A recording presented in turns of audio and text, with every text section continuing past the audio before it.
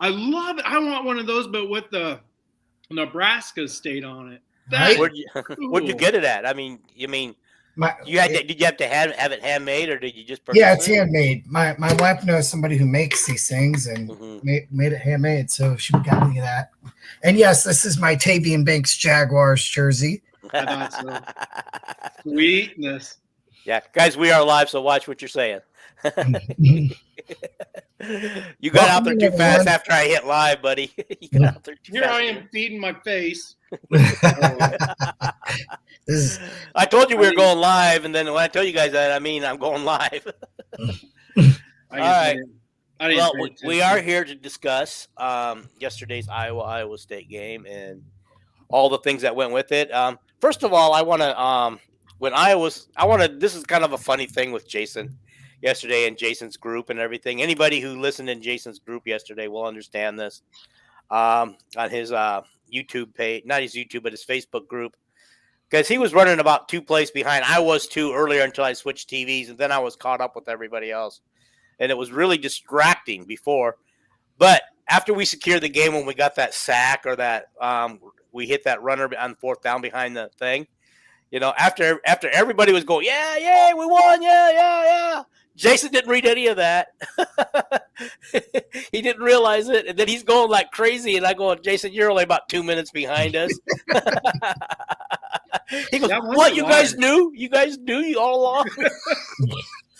In that situation, there's absolutely no way I'm going to read comments in that situation. Yeah. I didn't have time. Yeah. Well, that was the problem I had at the beginning of the game was you guys were running, at least I thought you were too, the way you were talking, is running 2 plays ahead of me. And it's just like, man, this is distracting. I got to get off for a while. And I got off for a while.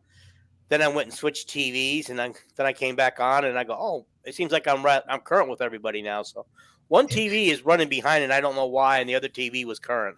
That's weird. They're both on YouTube. They both were YouTube. Yeah, that's weird.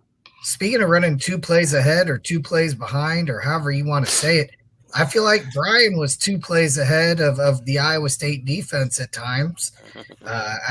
Offensively, the points didn't necessarily show up, but that doesn't mean. There was again some real genius, some real genius in the play calling. How many times can you call a play where the receiver's wide open and Cade would miss it? Yeah. A lot of them. So Cade just had a rough game, right? But Iowa still dominated the game with Cade not doing his thing. Well, Cade still hit over 50-some+%. Right. And he still hit a couple of big plays. They didn't go for scores on those plays, but But he could have had 300 yards passing on his 22 attempts. Correct. He had Vines wide open. That Seth Anderson one's the one that really kills me because that one is inexcusable. Even if you're getting rushed, you just lob it. Like you don't have to throw a perfect pass. You could have made the receiver slow down, whatever. He was so open. Okay. But that Regini one as well, where Regini was open on the perfect route running, but ended up being pass interference because Cade threw it behind him. I don't know if you remember that. Yeah. And even on the one that didn't get called. Even on Cade's interception, they could have probably should have called pass interference there, but they were letting a lot go. They were letting a lot go. But in probably 11 of the other 12 games we'll play this year, that would have drawn a flag. So he grabbed him by the shoulder pads and threw him down. And then the ball lands in his lap, Yeah. Oh, he's back. True. Absolutely, South Bend Hawkeye. That's 100% right. Yeah, I don't know. I saw that Brown got 1 target, but he missed it. I don't even remember him getting that target yesterday. But it was on the he's got to get open. You can't just force feed the ball to players. Right. Iowa style of play. Right. What they could do is call screen passes to him, right? Mm-hmm. But that's just not what he's doing right now. It's like you're going to see a different offense, I believe, once you get into the Penn States. Right now, just think about it.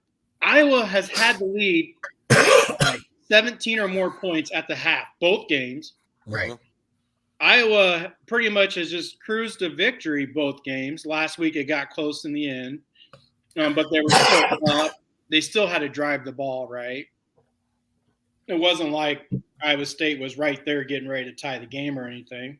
Right. But in that 4th and 9 play where Iowa State just threw it up, that was just where, because it was 4th and 9, so Parker sent the house, which is what he never does. And he left Lee man-to-man with that tall receiver. And by the way, and now we're going to get Jamari Harris back going forward. Oh, yes. That's right. We will have Harris ready for the Penn State game for sure. Yeah.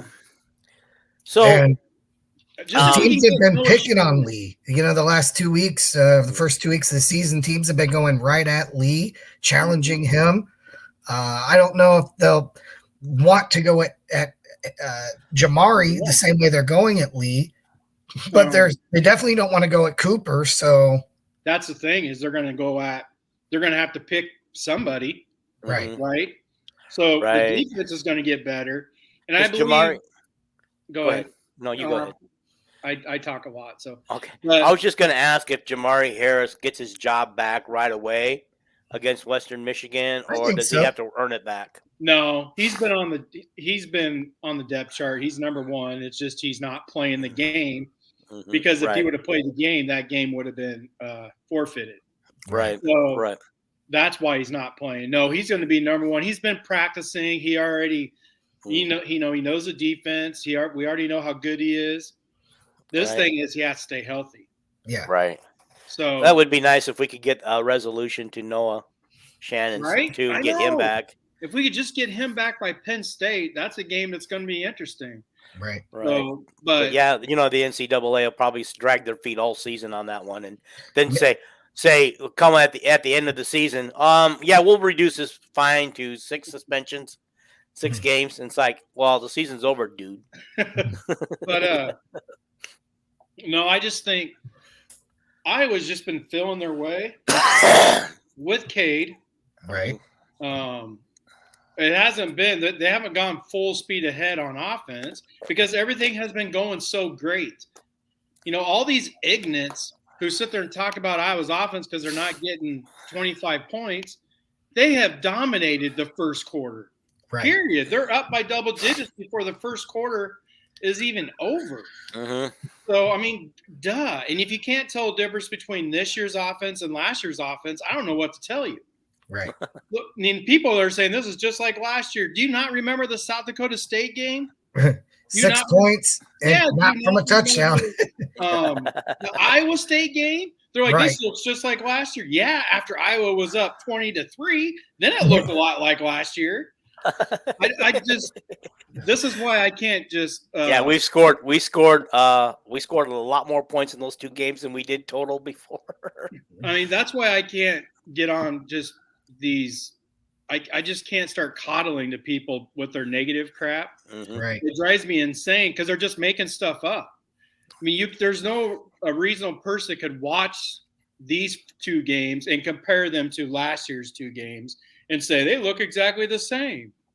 No, and those people, to me, I think they just see what they want to see, right? Like they want to see they don't want to see Iowa fail, but they're happy if Iowa doesn't look good in the process because they think they're going to get somebody else in there to call plays, and they think that person will call different plays.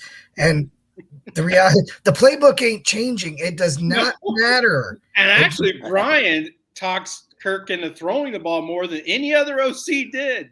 There was one season. I'll give Kirk credit. He gave Davis one season. Remember 2012. Go ahead and run whatever offense you want.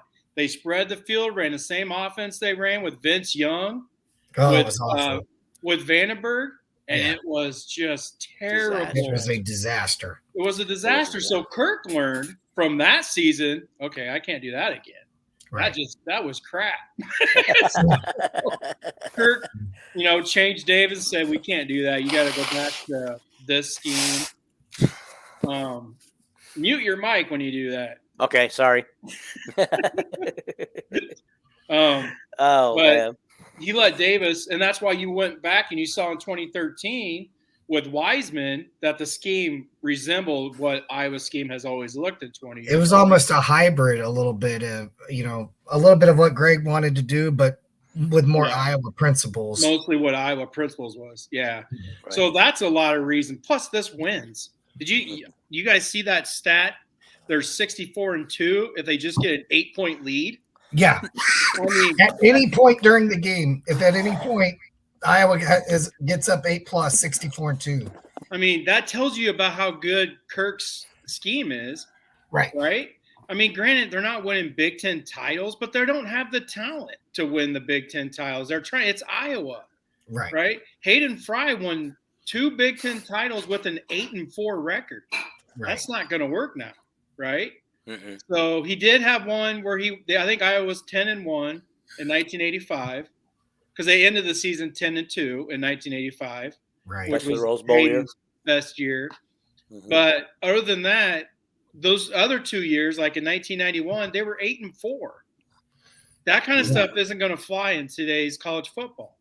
So unless Ohio State and Michigan and Penn State, they all of a sudden go downhill where the best Big Ten team is 8-4. I don't see that happening. No. Well, what do we feel like we learned from yesterday's game, What I learned is they did go empty. Like I was told before the game, they went empty a lot. But and they completed. I think his completion percentage was really high at empty because Cade can read the defense. It was really good. So I want to see more of that. They blocked. The offensive line is improved. They're blocking and keeping Cade upright. So other than that play where he did get drilled on the double move to Seth Anderson, where he should have just lobbed it. But for the most part, he was upright. He was able to get the ball out. The line is so much better. Now, I don't understand why we keep running the ball like up the middle right into 8 guys. A part of that just makes me think they're not going to go full speed ahead on offense yet because they're dominating the ball game. Because they don't do that crap in the first quarter very much, right? They were opening it up. The one run by Patterson was up the middle, but I believe it was a trap block. I mean, it was really good. But other than that, they didn't do a whole lot of that. Yeah. So I want to respond to this comment here from South Bend here. I mean, the reality of the situation is Iowa is not getting in as like an at-large bid into the 4-team playoff. So the only time playoff talk would be a consideration. Iowa has to be undefeated in the regular season. We have to go win at Penn State. Then we're going to have to beat one of Penn State, Ohio State, or Michigan in the Big Ten championship game. And if we're undefeated, having beaten, both Penn State on the road and whoever comes out of the East in the Big Ten, then yes, regardless, we could score 8 points per game. If we're 12-0, we're in the playoff. Period. End of story. 13-0. Yeah. So I want to go over this. Yesterday as a team, we rushed for 3.9 yards, which is almost 4. I think 4 is ideal, right? 4 or 5. Okay. However, Jazz goes for 8.6 yards a carry, but our big gun is supposed to be Johnson, and he only goes for 1.9. Is he not as good as we thought, or no? He's getting beat up in the backfield. Like it's the plays they're calling for him. Right. That's not working. I'm hoping that things change up because if he would have got that carry on the Patterson long run, I don't know if he actually gets through the hole because he doesn't jet. Patterson Patterson's touchdown run. If you saw me live, Paul, it was like the running back drill. He just put his head down and ran through. Have you ever seen the running back drill where people are hitting you? Yeah. Trying to make you fumble? That's what it was like. He was just like he just darted. It was awesome. But Caleb, apparently Caleb needs to do more of that where he's more of he reads the blocks, but we're not holding our blocks very long. And granted, the offensive line, they're going against people they're trying to make Cade throw, which is why we have so many open receivers, right? Mm-hmm. They're still challenging Cade. And Iowa State, which, by the way, is the best defense in the Big 12, right? They're the best defense. Last year, they were the number one defense in the Big 12. And so they're hard to run against, period. And they got that odd man front that Iowa struggles with anyway. So I was really impressed. But Patterson doesn't care. He just puts his head down and just goes. And his pass blocking, did you see him block 2 guys? He blocked 2 guys, and it ended up being on a big play. I think that was the big play to Lachey down the middle. I believe it was, yeah. So I want to throw this out there too a little bit, because I've seen and heard some people saying, well, if you take away Jazz's big run, then the yards per carry is that's not how this works, right? You don't get to say, well, if you take away, because nobody said, well, if you take away the smallest run, then, I love when people do that. It just makes me, I just laugh, because I'm like, well, you could pick and choose whatever stat you want. Like, you could change the game however you want it. Well, if he doesn't get sacked, Iowa's average yards per carry is 5 yards a carry. Yeah. Which is the one that I use. So I'm being a hypocrite on that, because I always take sacks out of the running. Right. But you can't take away runs just because they work that time. Exactly. Well, if we don't count the fact that he went for 60 yards, like, why would you do that? Like, that doesn't make sense. Again, it's only if you have a certain agenda and you want to use that as some kind of proof. Well, if we just ignore the good stuff they do, then Yeah. Oh. Is that true? Yes. Probably. Yeah, they lost their coach today. He got fired for a sexual scandal. Well, I knew that part. Suspended. I knew that part, but I did not know about D'Antonio. Yeah, he's taking on a helping role. He's not considered the head coach, but a helping role. He's going to be advising him. He's going to be the head coach. I'm just glad that there's only 2 weeks away. No, we got 3 weeks, don't they? And then here's the other thing. When it comes to popping off big runs, the best opportunities really to have that happen are in those short yardage situations. Iowa State had a bunch of guys in the box. We just kind of caught them with a little bit of a counter action, and with the pulling tight end kind of thing. And when you've got that many guys in the box, if you can block it up, if they get out of a run fit or kind of what happened there, we got through the first tackle, or there's nobody there. So that's how you pop off those big 50, 60 yards, but you have to execute it, and you have to get a little bit lucky. And I think Iowa did in that situation. So, what I was going to say, I forgot what my direction. Oh my God, I'm so sick. I just can't remember the direction my question was going to go. Are you sick or are you old? I'm old. I am sick today. The old saying, are you injured or are you hurt? Right. I saw that in a movie. What movie did I see that in? The Program. The Program. Okay, yeah. Because the coach is like, he's like, what? And the coach is like, well, son, you can't play if you're injured. If you're hurt, get your butt back out there. Yeah. Yeah. No, G.I. Jane, I think they did that in G.I. Jane as well. Are you hurt or are you injured? Oh, I haven't seen that movie. Wow. That had what's her name in it? Debbie Moore, yeah, and she was pretty Demi hot Moore. Oh yeah. with her shaved head. Yeah, with her shaved head. Mm-hmm. I've never watched that one. But yeah, I wish Iowa fans would examine the whole picture and stop worrying about the points per game. The coaches aren't. I've already proved, and I told people that. I know for a fact that coaches could care less about that points per game. They care about wins and losses. 2-0. You can't be better than 2-0, no matter how hard you try. No matter what, the reason that contract for Brian is still live, like she said, is because she will use it if she needs to, right? Mm-hmm. If she tears it up. Uh, um, I don't need 10 minutes, buddy. Oh gosh. But you just made me lose my train. But I know for a fact they're not going to fire Brian if they win. Right. The reason why she said that it is live because she will use it if she needs to. But if Iowa only averages 20 points a freaking game, but they're 12-0 at the end of the year, right, he's not going to go anywhere because he's doing what his boss tells him. And Beth knows this. And Beth was even on the sideline. Did you see her behind Kurt during the game? Yes. Mm-hmm. Yeah. I mean, she knows she's on the Ferentz train, which is going to drive people nuts. I had somebody text me today saying, you know what will get Beth all the love in the world is if she fires Brian right now.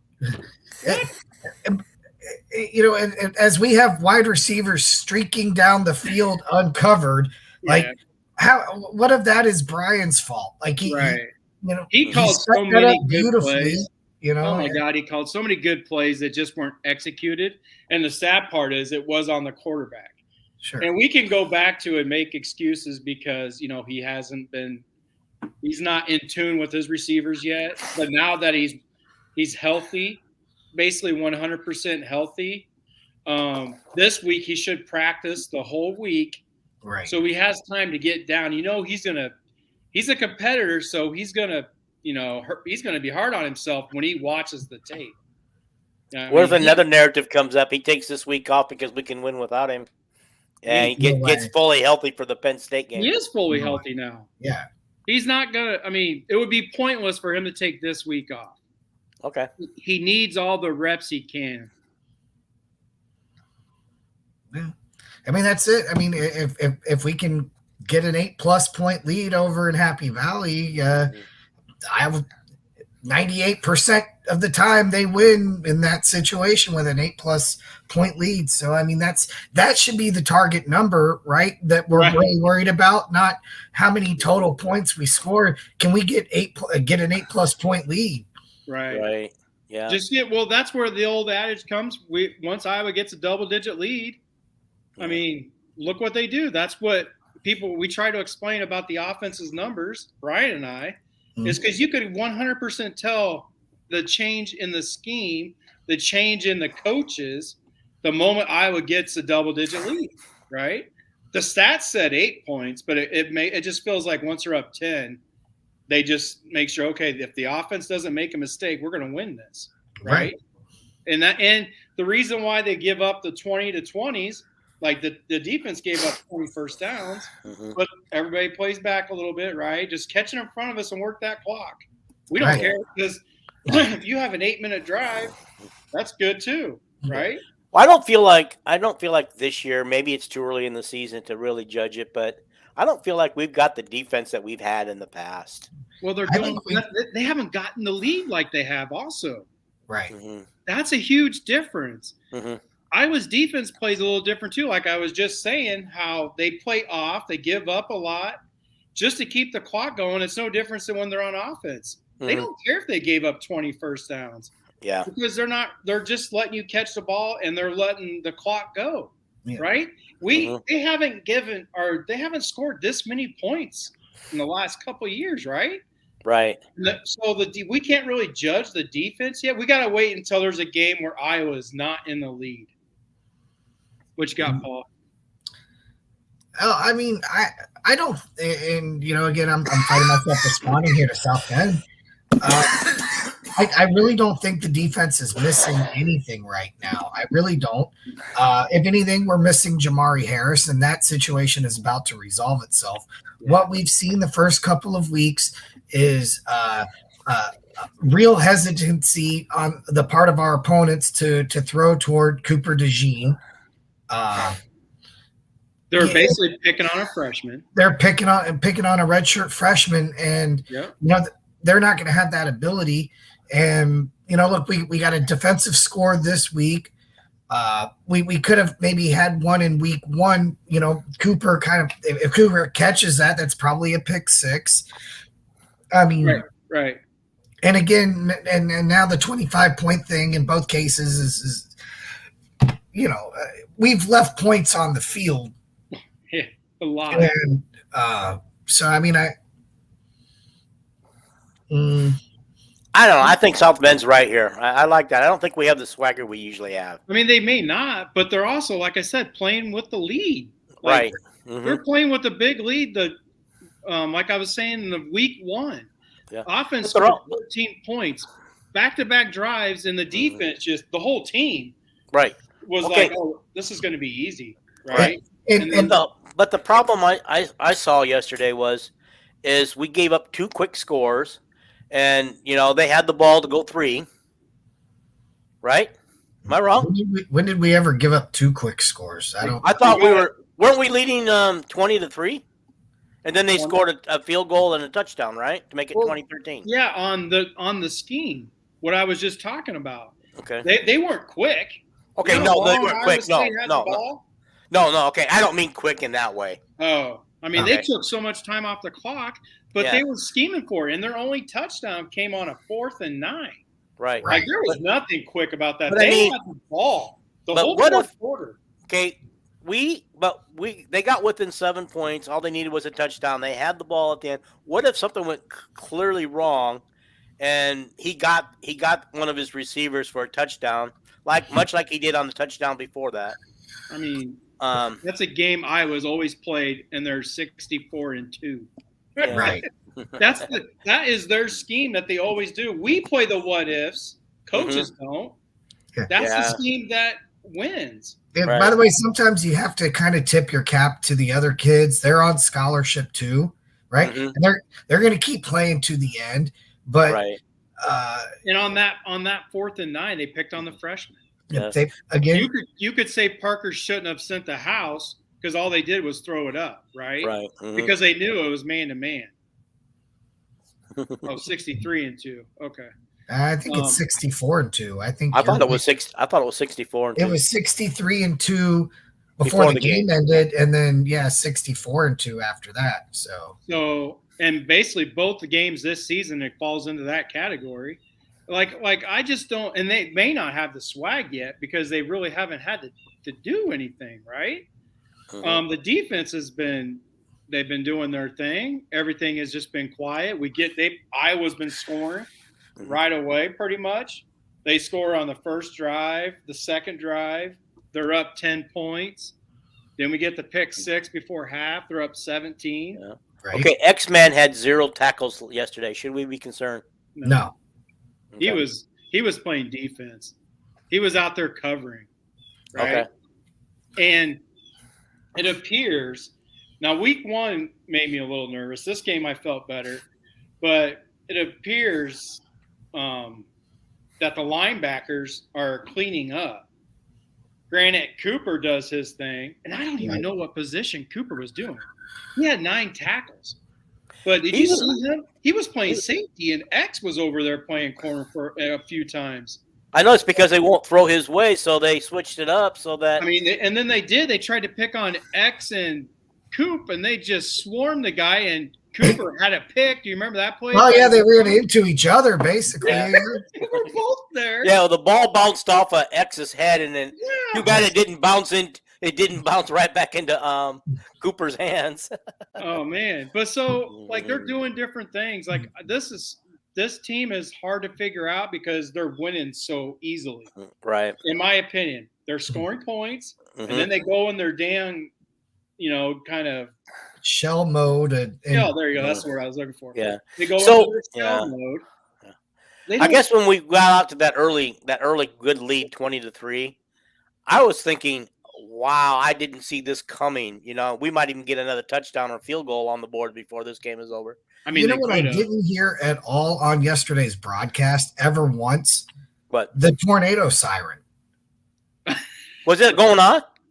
I'm saying usually at the Cyclone games. Oh, yeah. Cyclone. Yeah, but I never heard it. I never heard it at any point in the broadcast. So I don't know if maybe they're not allowed to do it anymore, or if they just didn't have any, reason to blare the siren. And again, that's credit to Iowa because, I mean, these first 2 games are so hard to gauge, but Iowa State, you can't gauge. Yeah, they scored 13, but they scored 13 early. Right. Although they scored 10 early on the number one defense in the Big 12. Right.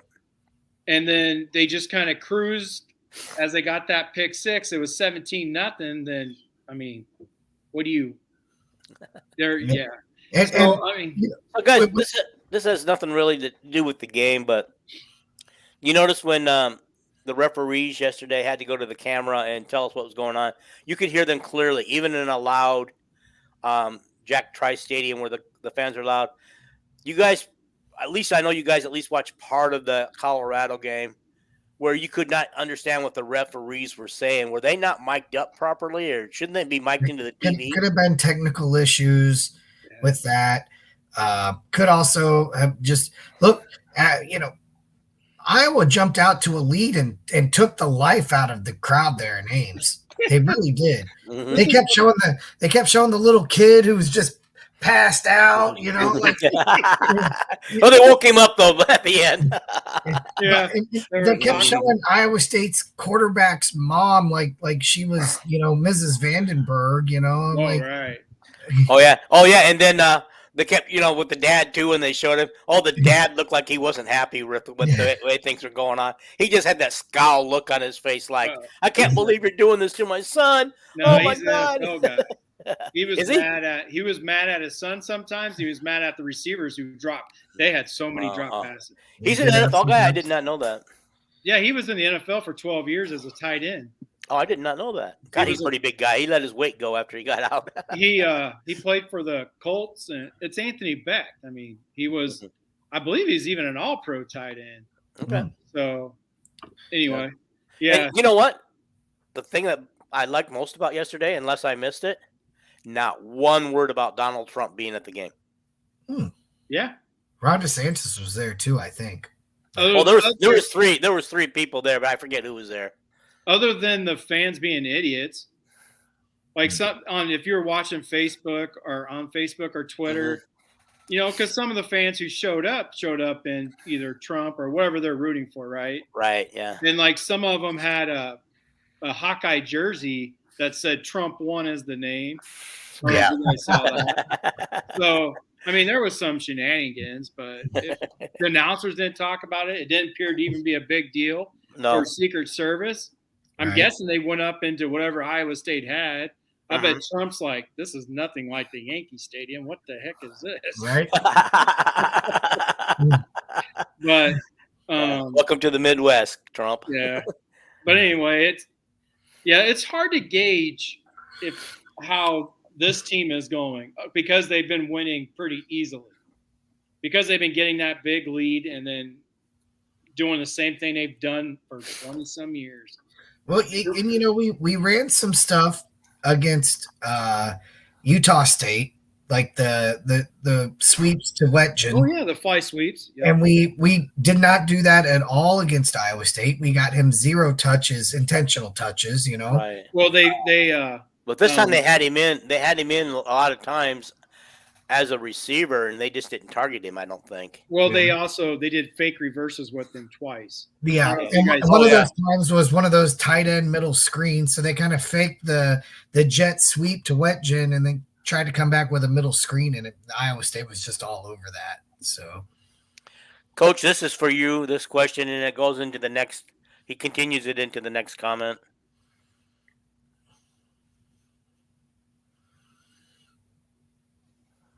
No, I don't get upset with fans. I'm an air raid guy. I'm not upset with that at all. I just understand coach's scheme. They don't have the people to just keep the hammer down, right?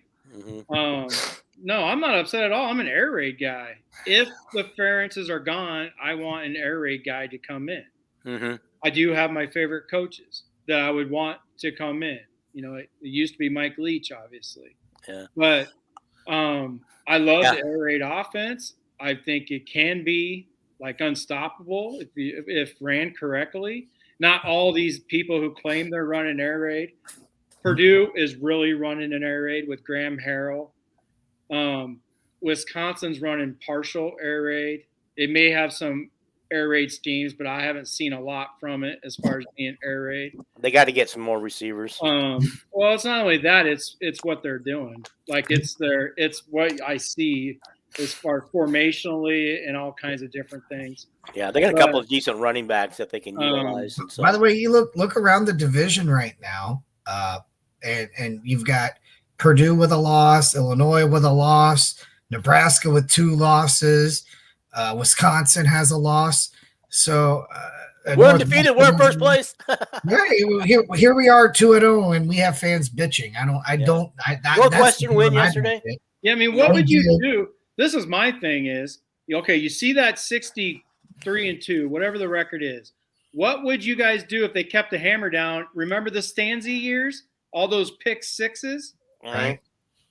What would you do if you lost a game because you just kept throwing it and doing silly things, and then there's fumbles, pick sixes? Go back a couple years ago when Iowa was playing Northwestern. We had like a 21-point first quarter lead, and we decided to throw the ball 55 times. Oh, good point.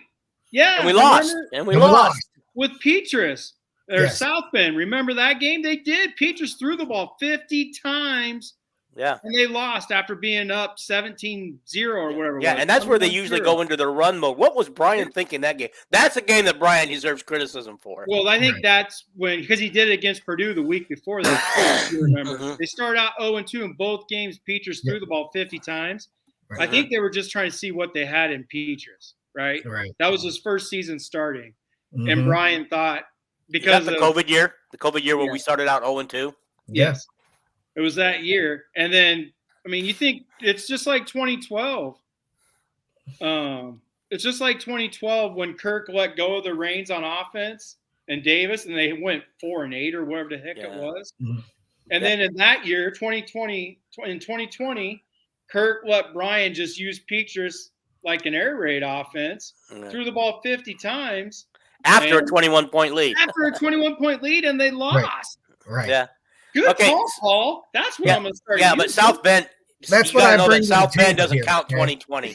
So to him, that's a what? What I think that's what he means. Wait, what game? He's not counting 2020. 2020 didn't exist for him. Well, it didn't exist for me as far as wins. I mean, Iowa State won the Fiesta Bowl. Iowa, ran the ball very well that year. And by the way, I this idea too that we that we don't keep stay aggressive and whatever. Look, go look at the Ohio State game from 2017. There's plenty of examples of when we are executing. Yeah, we're going to put up more points. The difference is, like Illinois in 2019, I believe, or is that 20? That we put a bunch of points up on them that one year, and it's like it's not a matter of the play calling so much as it is execution. Even go back to yesterday, we had guys wide open. Yeah, I mean they did it yet. I mean you could say they were doing it yesterday. Brian would call the perfect play, but they weren't executing it, so they didn't get their points. Yeah, and that's what I said after last week's game. I said I don't see anything wrong with the play calling. What I see wrong is execution. South Bend, it's 2020 Northwestern Iowa. It's on YouTube. Watch it. Yeah, second game of the season. We just lost to Purdue. I mean, they did the same thing against Purdue. So the other thing I would say here too is, again, you can't be better than 2-0. So. You just had to go to 27, 29 to find examples of when we allowed our offense to keep going. Did you go back that far? Well, yeah. About Illinois. Yeah, I mean, you got to understand who the quarterback is, right? And now. Same guy calling plays 2017, 2019. Same guy, same playbook, same, In 2019, Nate passed for 2,952 yards, the closest to 3,000 yards that Iowa has had since James Vandenberg in 2000. Well, he was pushing all of Chuck Long's records that year. He got a couple of them, but he didn't get all of them. I mean, you can't. I mean, they try to do it with Petrus, but you can't. You have to adjust your game plan with your players to win. Yeah, right? And I still don't understand why Nate was so hated by everybody. Because that's I what really Iowa don't. does. I mean, because that guy was doing nothing but chuck long numbers, and everybody was getting mad at him. But anyway, moving on, because this is about now, not 2017 or 2018, 2019. I was just bringing it up for context because we I mean, you're talking about letting the offense keep going, but what if they lose just like that game? I mean, there's a reason why Iowa, once you get a 10-point lead, Iowa's going to win 98% of the time. I mean, Why would you let the offense keep going?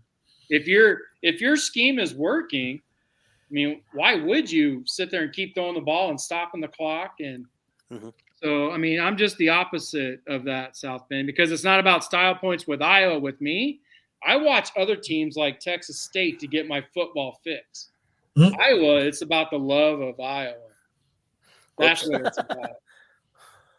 I just want Iowa to win, and the style that Kirk uses wins.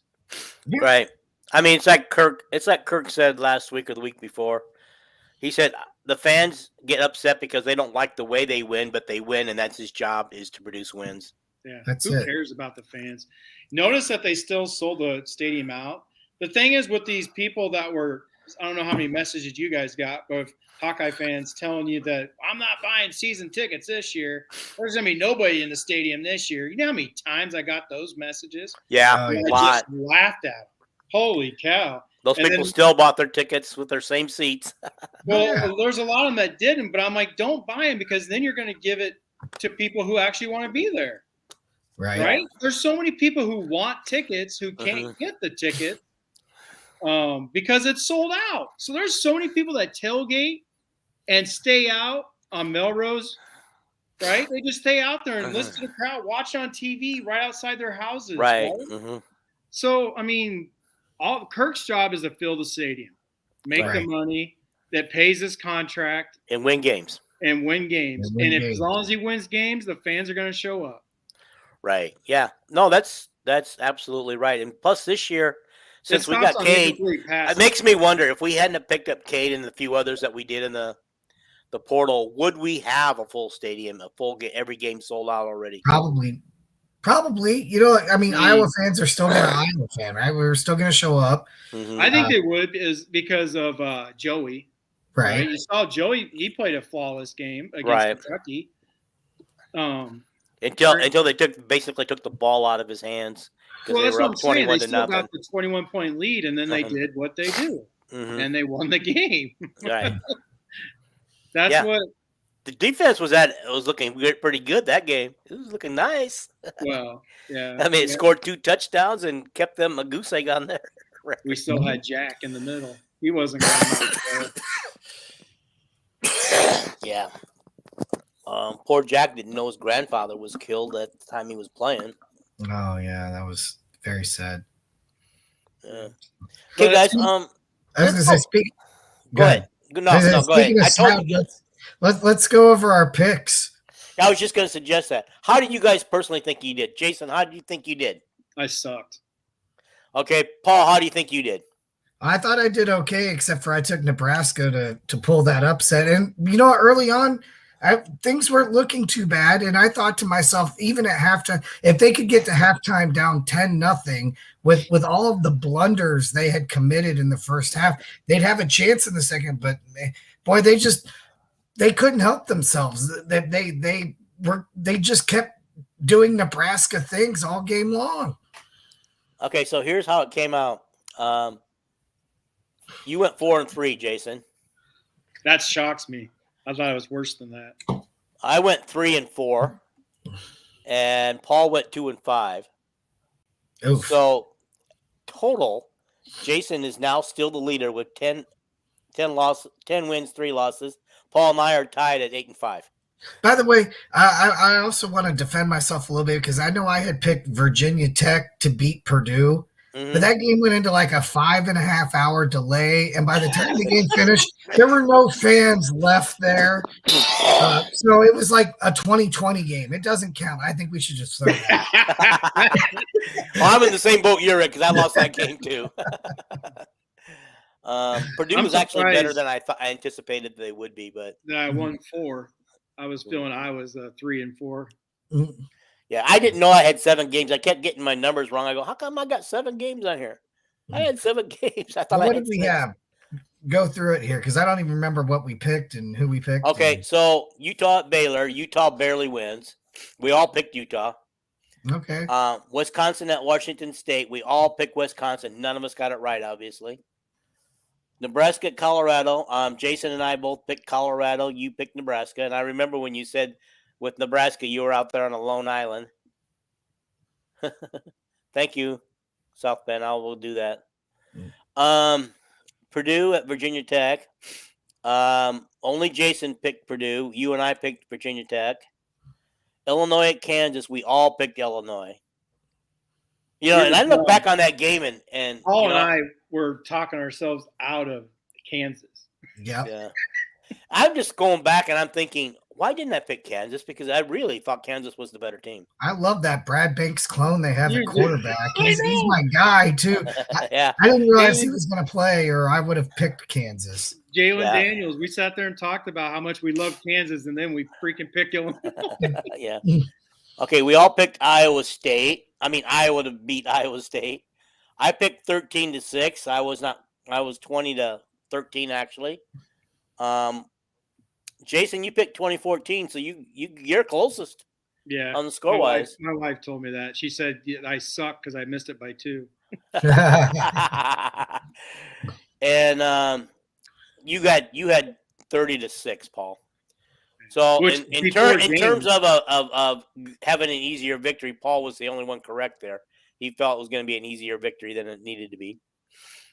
Okay, and actually, in my pregame, I said Paul. I brought Paul up in my pregame because after waking up feeling good, talking with my crystal ball, I felt like they were going to win by more. I felt like they were going to score 30. Yeah, but I thought Iowa State would score. And there was a question earlier about swagger and things like. They have swagger in the building. And, they have maybe a quiet swagger on the sideline just because they don't jump around and do a lot of the things that you see other – look, they're just going out and winning football games. They have all the swagger they need. Just, they just don't necessarily look like, what you're used to seeing from other teams. Moss was one of those. Yeah. Like he had swagger. Like he was one of those that would – and then we all lost the Texas-Alabama game because we all picked Bama. Yeah, remember I said that Texas is just – I said it was going to be a close game, but I couldn't pick Texas because they always screw up, right? Yeah. Last year they should have beat Bama. True. And then they screwed it up at the end. I was expecting an Iowa State-type screw-up for Texas. But no, they got it. I love it. South Bend. I absolutely love it. So here's another question I was thinking. If Colorado continues to do what they've done the last 2 games, do new coaches go into a new school do what Deion did and just gut their roster and start over from the portal? No. Deion's extra, right? Right. Deion could just give you a phone call, and there's going to be so many kids that come to him. Other coaches will not have that. But if you think about Utah State, they got 50 new players. Nebraska's got 59 new players this year. Right. So in a way, I mean, Deion brought in 88 new players, but there's a catch. And Colorado will not keep going like this if players get hurt. Right. Like there's a lot of their backups that shouldn't even be on the roster in a Division I school, right? They just filled the they brought in all these all-stars, but they filled the roster, sprinkled in some very not talented guys, right? Well, there's some, so it's if they have to stay healthy. And they've got that one guy playing both ways, Travis Hunter. Yeah, and that's what Deion's going to do with the other players. So he's going to get the top flight players that want to go both ways. And by the way, again, I mean, I'm not going to be the guy to sit here and defend Nebraska, but I mean, without them literally just, fumbles and fumbled snaps and dumb things that missed a field goal. Hey, they're the ones that start Sims. Right. I said before the year, Sims. I said in my first tweet before the first game. I mean, it's their fault for starting Sims. He's just not a quarterback. He's a running back.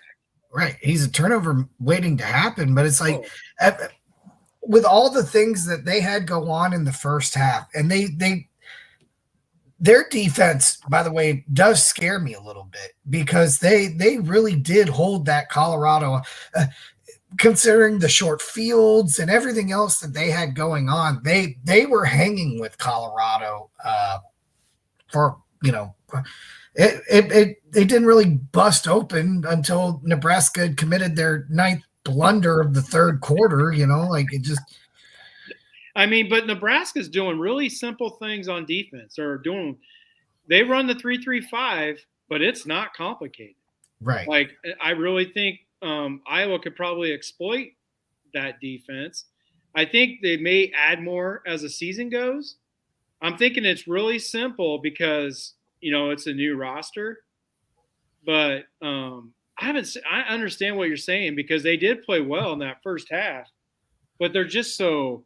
I thought that could have had a lot to do with Colorado, like Sanders said at the end of the game. The quarterback, Deion's son, he said that he just wasn't himself in the first half, and they have to. Not take what the country is saying about them and start over every week. Right. Like they started a game thinking everything's going to be easy. We just passed for 500 yards against TCU. Right. Well, we ended up passing for 393 because of the second half. So. I mean, they passed the ball. They were struggling a little bit in the first half. Colorado was. I mean, I if anything, I did come away a little bit impressed with Nebraska.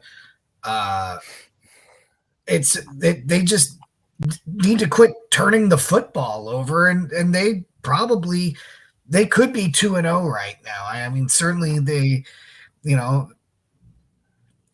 I knew when they had basically given up 10 points for the game against Minnesota. I'm like, you know what, this is. And by the way, they've opened the season with 2 true road games. Nebraska has. In pretty tough environments, all things considered. It did seem like they had a big group of fans there. So, well, Sims, yes. Yeah, it's they have to go to somebody else or run the damn ball. Like I was saying in preseason for Nebraska, Sims is a running back playing quarterback, so use him that way. Like, why are you throwing the ball? This is what I was saying. Like, Iowa gets so lucky that teams, some offensive coordinators, they don't have patience to just work their way down the field. Mm-hmm. You know how many times Iowa State in the Brock Purdy era where they had those 2 stud running backs, what's his name from a couple of years ago, averaged 5 yards a carry. He would get them down in field goal range, and then they think they have to throw the ball, and Brock Purdy would throw a pick. Mm-hmm. Right. I mean, so.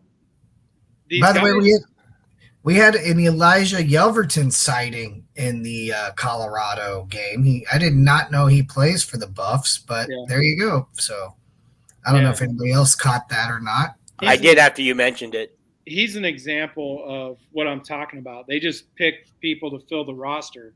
It's not like all-star.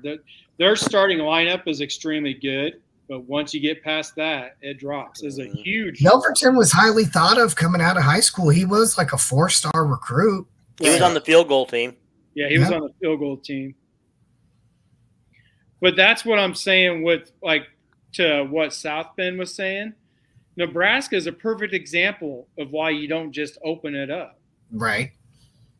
You play with what talent you have to win the game. It's about winning 60 minutes. And Iowa has had the lead this year 110 out of 120 minutes of football. And those other 10 minutes, they were tied. Aha. It was tied 0-0 Right. in those other 10 minutes. So, yeah. All right. Guys, I need to get out of here. I'm going to cut it short a little bit. I know we usually go another 6 or 7 minutes, but No, that's fine. Yeah, we're good. We're good. We talked about it. We kind of discussed the season so far. I mean, we're not going to learn much until Penn State, right? Yeah, we'll find out more where we're at with Penn State. The recipe's not going to change this week. I know we're going to do a pregame show, but I've seen where fans are thinking Iowa's going to put up 48 or 50 points against, directional Michigan school. And I want to caution everybody from now, get your mind right that, we're probably going to get that early 10, 17-point lead. And, maybe we get it to 24, well, I mean, if the players execute it, it could be a lot more, right? Sure. If Cade comes out on fire, it could be a lot more if he connects on those passes. Here's when we get those points up into the 40s or even high 30s, is when a running back who they're just trying to run the ball gets free and breaks on for a long touchdown, pick six, Correct. That kind of stuff, short yardage situations where the defense gets us the ball at the 20-yard line or something. So we just gotta go ahead and score. We're pitting them back deep on punts. We're getting the 3 and out, and then we're starting at midfield versus our own 20 or backed up some back. When we get to start, at the 35 or better yard line, our chances of scoring are significantly increased. I mean, right. It's going to be all about how they execute the play. It could be a 60-point game like they did against Illinois, right? A couple years ago.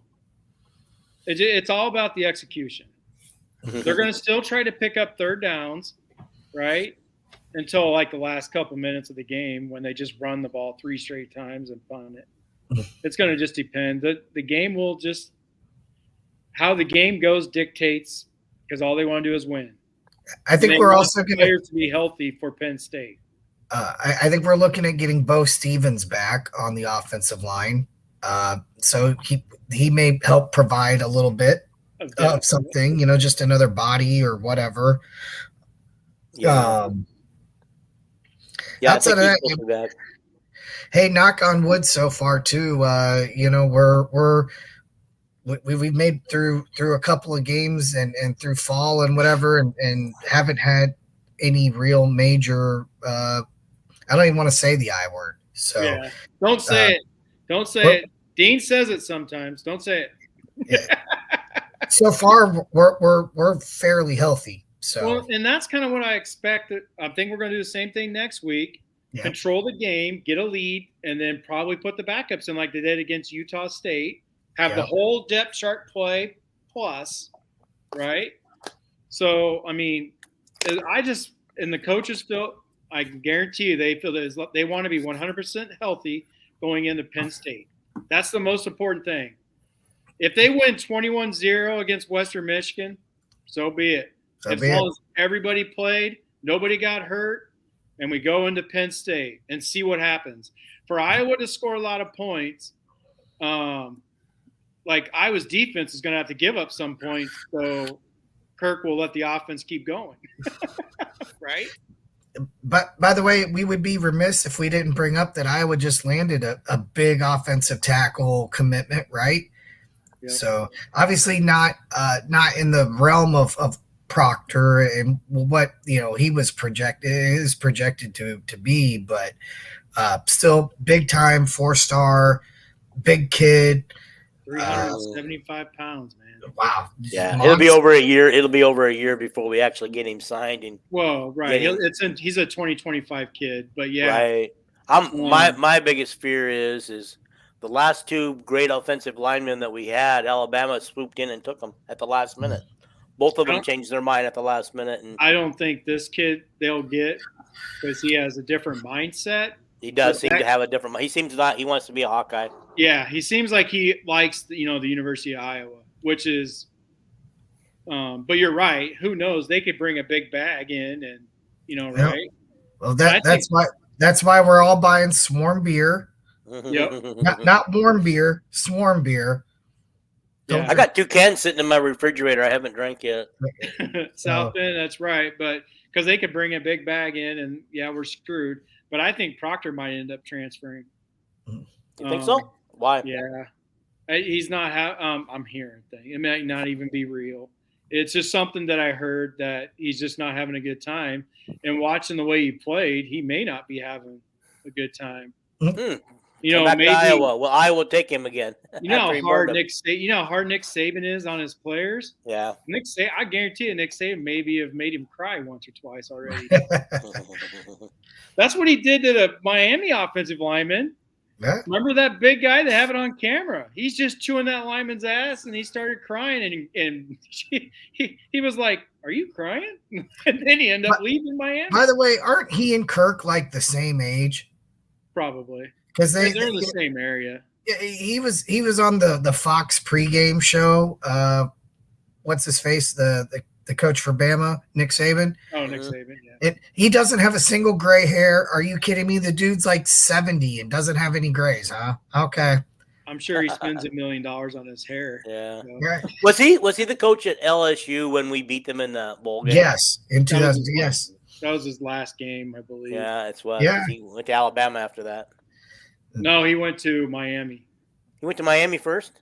The Dolphins. Yeah, he went to the Dolphins, and yeah. then he went back to that's right. After he couldn't handle the rich guys, he went back to college because he thought the rich guys were a bunch of sissies.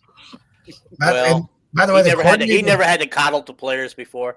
You know, these guys are coming in making more money than you, and you got to coddle to them. And how do you coach these guys when they don't want to be coached?